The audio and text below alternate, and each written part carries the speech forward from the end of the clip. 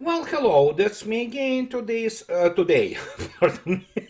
Today is April 23rd, 2025. It is Wednesday. And let's start with the political thing, and then we'll go into what I was going to do from the start, as was conceived actually a couple days ago. But let's start with, of course, the issue of, oh my gosh, suffering all across the board about the, of course, issue of the well, so-called peace talks. And so we have Washington Post now suddenly talking about it, that the Trump administration unwinds efforts to investigate Russian war crimes. That's Washington Post. Several initiatives intended to hold Moscow accountable for war crimes in Ukraine have been vacated, including a bipartisan intelligence coordination office. What is the bipartisan intelligence coordination office? The Trump administrations have been engaged in concerted effort to undo initiatives aimed at holding Russia and its leaders and allies accountable for alleged war crimes in Ukraine. Yeah, we know by whom they are alleged. They are alleged by the Ukrainian side and projection of the neo-Nazi regime there on Russia. But this all gets pretty much very interesting against the background of the collapse of what everybody understood was the, just basically a no-go about some kind of peace talks and about Crimea. For some reason, you know what, these people in media and elsewhere, they continue to believe that you know what, somehow Russia will agree to something which Russia said from the get-go, it's not no-go, period. So, and before I go to elaborate a little bit on this commission, that is a very interesting thing about allegedly those war crimes by Russians, let's take a look at what Mr. Peskov stated about this. So, and as you can see yourself, this is Financial Times. It's Financial Times. Obviously, it's a rag. The United Kingdom doesn't have journalism as such. Basically, anybody who works for any kind of media, for some reason they call themselves respectable media, but they are not. They're low lives. Look at Piers Morgan, for example. The man has no integrity, humanity left in him. He is a fully, fulfilled, so to speak, and realized war criminal, supporting all kinds of garbage, which emanates from Kiev, but yeah, there you go. So they come up with this BS. Vladimir Putin offers to halt Ukraine invasion along current front lines. So who told the Financial Times this? Well, three people. Three of the people said. Three of the people of what kind have said this to this, rag, to this, sewer of whatever, the less than humanity which operate in United Kingdom, supporting all kind of the terrorism, all crimes, and crimes against humanity. We know they pulled it out of their behind. We know this. This is what British media do. And guess what? Mr. Peskov had to come up and, well, basically, I don't even know how to say. Do those people even have any kind of honor or integrity in them? No. You, as I already stated many times, you are in the same room with the UK so-called journalist. Just make sure you have a good antibiotic course after that, So, and Mr. Peskov obviously comes out and say that, yeah, many fakes about the talks between Putin and Witkoff are now being published. Allegedly, Putin agreeing that, yeah, Russia would stop at the line of the combat contact. And he talks about many fakes, and he talks about for people sticking with the primary sources. What are the primary sources on that? Well, primary sources on that are, of course, Mr. Peskov himself being official spokesperson for Kremlin, and possibly Mr. Witkoff if he decides to talk, and even Marco Rubio, neither of whom went to London to, participate in this circus of the so-called peace talks. And it has to be understood that Financial Times, when they were doing this, well, you can call it operation of influence, which is basically BS. That's MI6 and all kinds of those imbeciles from all kinds of the British so-called intelligence, lack thereof organizations trying to, pretend that they matter, so they throw in all kinds of garbage. They don't understand that all those four oblasts, they have been included into Russia through constitutional process with all those administrative borders as they were prior to the collapse of the Soviet Union.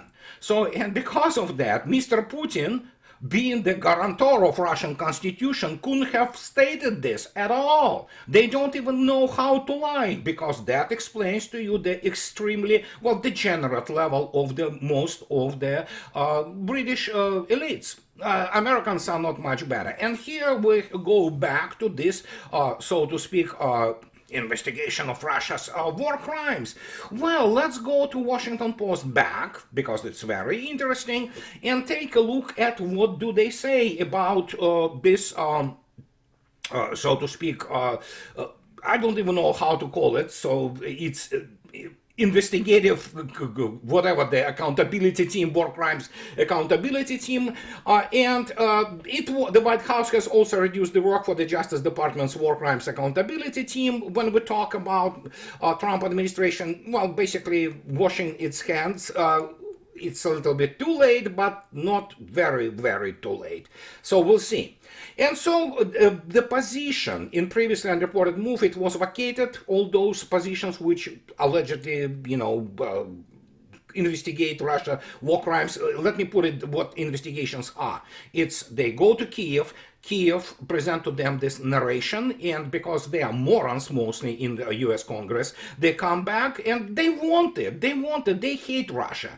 They hate Russian gods. They enjoy there very much if Russians are killed, harmed, or investigated for something they never committed. But look who was position, of the investigation of the alleged Russian war crimes. It was created by legislation co-written by Representative Jason Crow, the Democrat Colorado, and former Congressman Mike Waltz, Republican from Florida. Waltz is now President Donald Trump's national security advisor. Yes, not only his national security advisor, he's a loser, and he is not in the same category as you. If you heard my conversation with Colonel Daniel Davis, it is absolute mystery why this neocon, and believe me, I am beginning to get, as I did in the last video in explaining, sick and tired of all those, oh, I shot a ranger, I did this and that. Guys, you have been in the, essentially the, what is called high intensity police operations, and you have no clue about war or how it is prosecuted. You just don't. Neither does Mr. Waltz, because, you know what, let's take a look, for example, at the background of this guy, Representative Crow. Here's his CV. Look at him. Oh yeah, he's a tough guy. Look at this. Jason Crow, born in, American lawyer, veteran and politician. So this is the guy who wants to investigate Russian war crimes. Crow was born in Madison, Wisconsin. He earned a Bachelor of Arts degree from University of Wisconsin-Madison and Juris Doctor. So the guy is a lawyer. We know this. Nothing wrong with lawyers per se. The problem is, Crow is a former Army Ranger. He completed 3 tours of duty in Iraq and Afghanistan as part of the 82nd Airborne Division and 75th Ranger Regiment. Okay, and so he is worried by something. So, and this guy, he has absolutely no background, real military education or background. The fact that he went through some 2 months or whatever, people say it's actually 4 weeks, I believe, some regiment in, Rangers or something like that, doesn't make him a specialist in war. It makes him a tactical level grunt. Basically, that's who he is. So the guy gets into this neck of the woods, which requires an extremely serious understanding of what is going on, and especially understanding of the technological dimension of this war. So he's a nincompoop. So, and at this stage, it's becoming nauseating and tiresome speaking about all those special forces, all those guys who went there, got the Bronze Star, fighting Mujahideen. Most what Mujahideen can provide, obviously, is, as I already stated so many times, RPG. It doesn't mean it's still gonna kill you, make no mistake. It's a danger, and it's really scary when you have some real serious weapon, shooting at you. But the problem is, those people do not even understand what does it mean under the sustained fire. Forget about long-range fires, they have no clue. Neither Waltz, nor this guy, nor for that matter any officer or the personnel of the US Army, let alone those nincompoops from European NATO. But here we have those people getting involved in all this mischief, okay, let's call it mischief, just based on them being sore losers and understanding their professional incompetence and inability to even measure up to what is going on in the line of the combat conduct. And what can I say? Any American general, none actually, will even have the ability to grasp what it means to lose 75,000 people killed of his. Well, there will be no formation for start to command with once this is done. And that's what is my point. And that brings us to this, which I wanted to talk about. And make no mistake, I do not want to denigrate the guy, and so, how to put it, it's fine. I mean, I can live with him being professional, because for example, he commanded the aircraft carrier Jeanne d'Arc, and I remember Jeanne d'Arc in 80s actually. We've been seeing it in the Northern Sea, but Admiral Pierre Vandier, NATO, to be able to win the war, you have to be the master of time. Yeah, sure. And make no mistake, nothing wrong with this statement. You have to be the master of time. But it was the podcast, and he was doing this at the Express, L'Express radio, which is the actually French popular media. And he talks about the Russian threat is stronger than ever. In a few years, thanks to its war economy, here it is, well, where we have to stop, so to speak, this BS immediately in its tracks. Russia is not in the war economy. Mr. Pierre Vandier wouldn't know what it is. Not because he's French, but this too, obviously, but because actually there is not a single person in NATO who understands what war economy is. But he says Vladimir Putin's army at the forefront of certain technologies, such as drones, could well test European defenses. Russians do not want to test European defenses, and this is what is this delirium which is being spread by people who are supposed to know what they are talking about.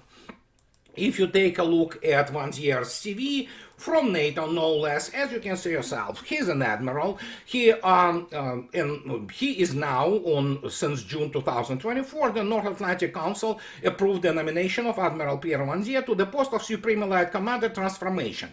Well, it's transformation. It means something which they invented, trying to figure out, what is happening in special military operation, and NATO will try to emulate this. It's not gonna succeed, believe me, I know. However, he is, as you can see yourself, he checks all boxes for, joined the French Naval Academy in 87, opting for naval aviation. He was first assigned to the frigate, Commandant Bory, taking part in Operation Artimon in support of Operation Daguerre during the First Gulf War. After training as fighter pilot, he joined the Land Division fighter squadron superintendent. So yeah, all kinds of things. He commanded Jeanne d'Arc. He commanded also the Charles de Gaulle aircraft carrier. So supposedly the guy has to know what he's talking about, but he doesn't.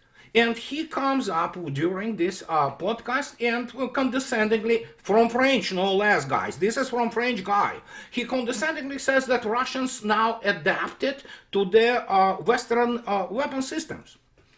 Well, I have news for Mr. Admiral that there was nothing to adapt, as the special military operation produced unequivocal conclusion. Or every single NATO system is inferior to anything Russians actually placed on the battlefield there, ranging from the armor to what have you, electronic warfare, and the only thing which is better at this stage, it's of course the satellite constellation, which is by the United States, obviously, not by French guys. And when he talks about that somehow Russians are supposedly, adapted to the NATO weapons, I have news. And Mr. Admiral, French Admiral, should have known this. Well, he's a naval guy. Let me explain to you why, for example, French Navy, part of which he was, and a very huge part, being the key figure in the tactical operational capabilities of the French Navy, if you remove the for example, the strategic deterrent, which is, of course, the fourth later on found strategic missile submarines, France has literally nothing on Russians. And just to demonstrate to you, Russians operate, especially since I mentioned the satellite constellation, American satellite constellation, which is providing ISR to Ukrainian Nazis. So here is the demonstration to you. French Navy already in 80s was nothing more than sitting ducks for Soviet Navy.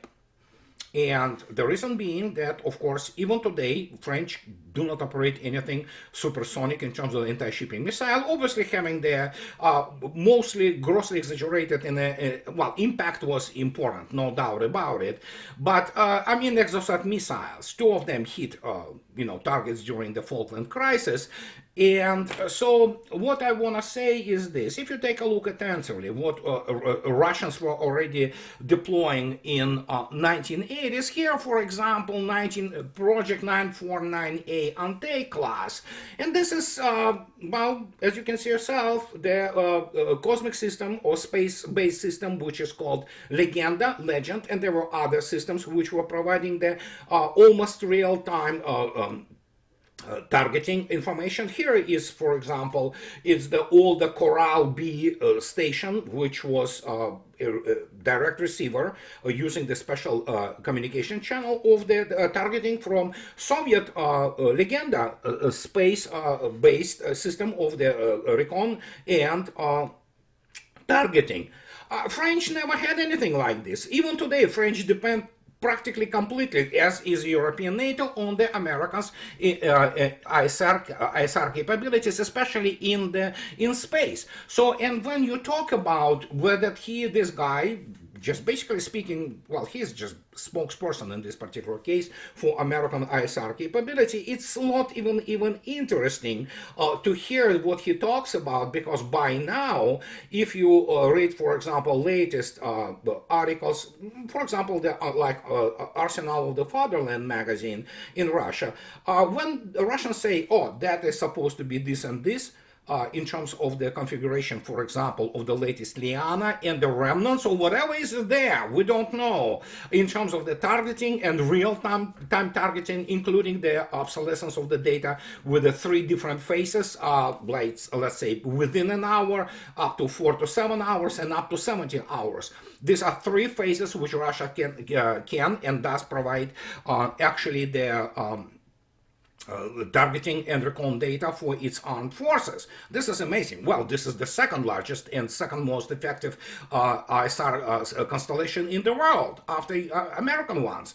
So here you have this French guy who comes out and talks about that Russians somehow adapted. Well, let me show you something what, let's say, French, which are the best, what they have now in terms of the European NATO, what our French systems are. I want to get you back to a little bit this thing. This is the most advanced, the whole thingy which they have in France, and you already know that SMTP. It's already actually, and the number here is critical, that already on March 15th they were talking about that SMPT, which is the French system, French didn't produce enough missiles for it. They didn't have the capability. So, and they talk about the SMPT, that it's so advanced, and just it can shoot ballistic missiles. What they forgot to mention, of course, is the fact that it can shoot only operational tactical ballistic missiles and of the old kind. It cannot shoot Iskander. It will not simply acquire it and make it track and develop firing solution. But here is again reminder for you of this SMPT thingy. As you can see yourself, range of fire up to 120 kilometers, and the altitude of fire is for ballistic tire up to 25 kilometers. It definitely will be able to shoot down aircraft, but that's about it.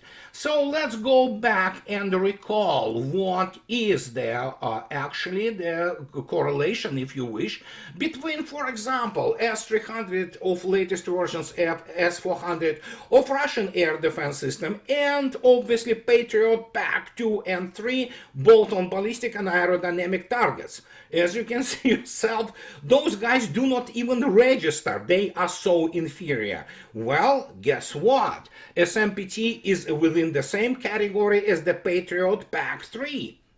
And it simply doesn't measure up to what is going on. And of course, let me put it politely, French simply do not have capability to produce what Russians use during 1 month of the air defense operations, which are in thousands of all types of the air defense missiles, ranging from the smaller ones for the Panzer S1 to, or S1 Panzer II, of course, S400 and S300, S300 V4 and things of this nature.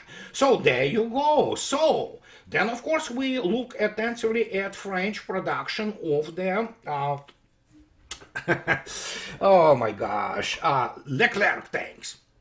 That's French Leclerc tank, which is, they say, that is the best tank in the world. Sure, yeah, we already saw best tanks in the world, such as the obviously Challengers, Abrams, and Leopards, including the latest versions. If you take a look at what they produced of this Leclerc thingy, you will recognize that, well, looking at, well, you can basically divide those numbers by number of years. And if you take a look at, for example, 1994 to early 2000, so I believe it was 2000, actually 7, when they started, 2008, correct, sorry, Leclerc Series 21, and you have what, 96 produced in 5 years.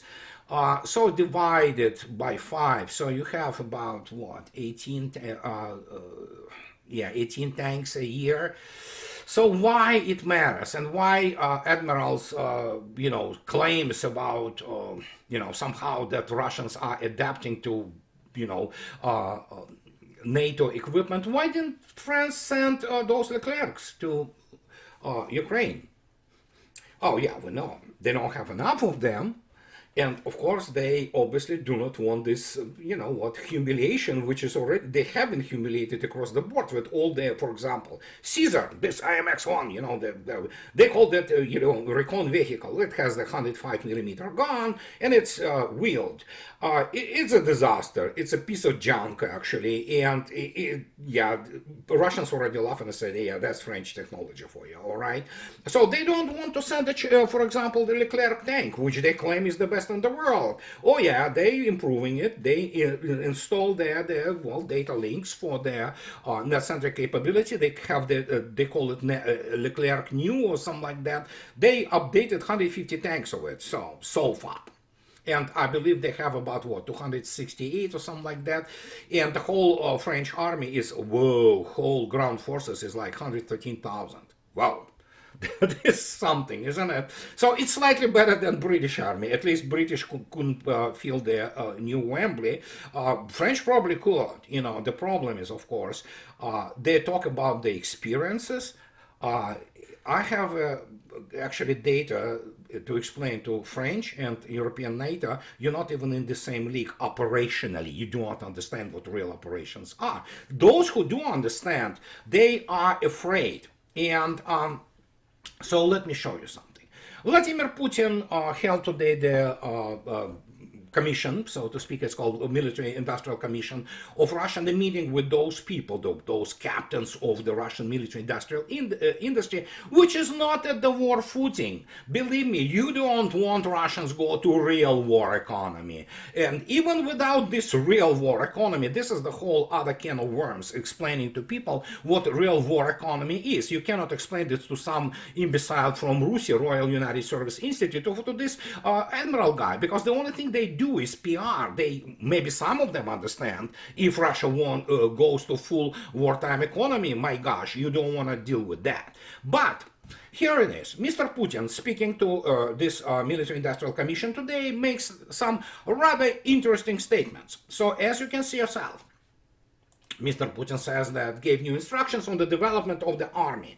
And as already have been stated many times by me, by my friends who are senior officers who still have enormous connections in the general staff and central apparatus, that yeah, it's Gerasimov shaping the army, which will be the best army in the world throughout at least 2050s. So Mr. Putin, speaking to those people, he talks about things. He talks about problems, but he talks about achievements.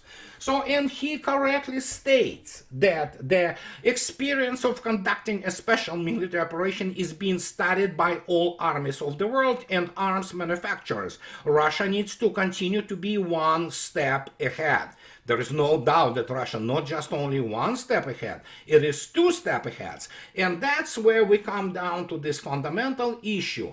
None of those people who study it, especially in the West, they study it from the not only Russian perspective, they do not even have the access and they cannot deduce proper data arrays about the use of weapons. They can see it through, for example, satellite constellation in the United States, but they cannot calculate this in terms of the armored warfare and things of this nature. They get all the info, or rather BS, you know, the bunch of the bovine, you know, excrement from Ukrainians. And as the result, NATO will learn nothing. And you cannot change it because, for example, they will not be able to even face those numbers, which will be actually prove to them how inefficient and how backward, for example, the US Army is, let alone French or UK, not talking about Germans. So, and Vladimir Putin stating about it is absolutely correct. So then he goes and explains other things about Russian army, or rather Russian armed forces. And he talks about that about 2024. It's kind of summary.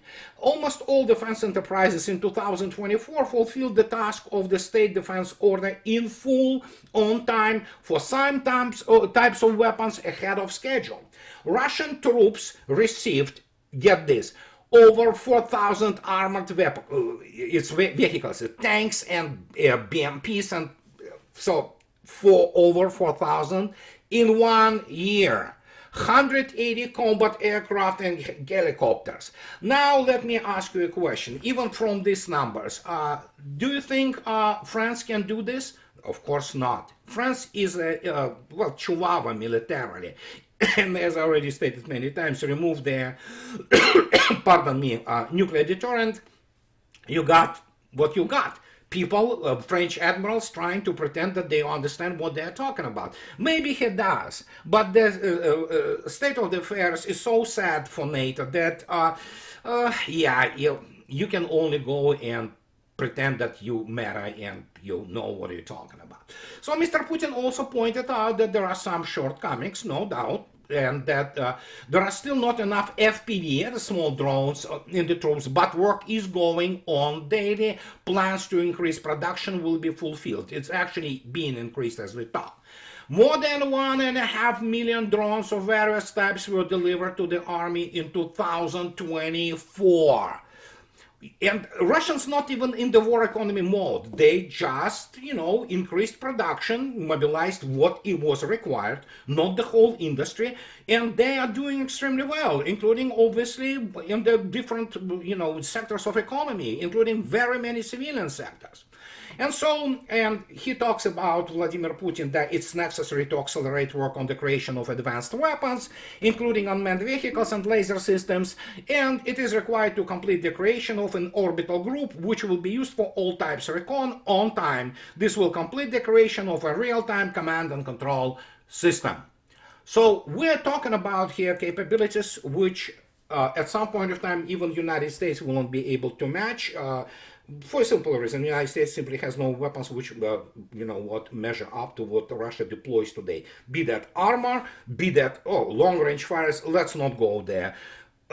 United States doesn't even register there seriously on that part, but then you go to this old French and European NATO, then nothing. The only thing they have is like Taurus or Storm Shadow, 500-kilometer, cruise missiles. Okay, yeah, sure, they can do some damage if you get a leaker or two here and there, but they do not change the general outlook of NATO being not simply outproduced everything else, but outmatched completely. It is not one step ahead, as Vladimir Putin stated.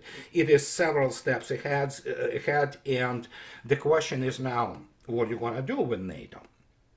Well, as I already stated, judging by the complete disorganization and panic within NATO ranks, and especially with this pathetic failure of those peace talks in London. They met, they stated that they want to continue to consult each other. Sure. The problem is I repeated ad nauseam, TOE, Table of Organization and Equipment. These are what doctrinal guys are dealing with. That's what they do in their all, work time and sometimes in spare time. What it is how you design your strategy. And strategy dictates actually what you need for specific weapon systems. No, not like in the United States. Just let's create some crap and then we'll find the use for it, like F-35. But at least when you look attentively at European NATO, you look at those French, German admirals and Dutch admirals. Remember that guy Bauer? So they don't have the grasp what they're dealing with. And some of them, obviously, well, those who do, they don't want to deal with that. Because obviously when they talk about Russia can threaten Europe, no. It's Europe which is the threat to the world peace, and we have to stay on this, so to speak, thesis, if you wish, for a long time, because they are. 2 world wars originated in Europe, and they killed, not hundreds, but I mean closer to 100 million people. In World War II alone, it was 70 million, So, and what can I say?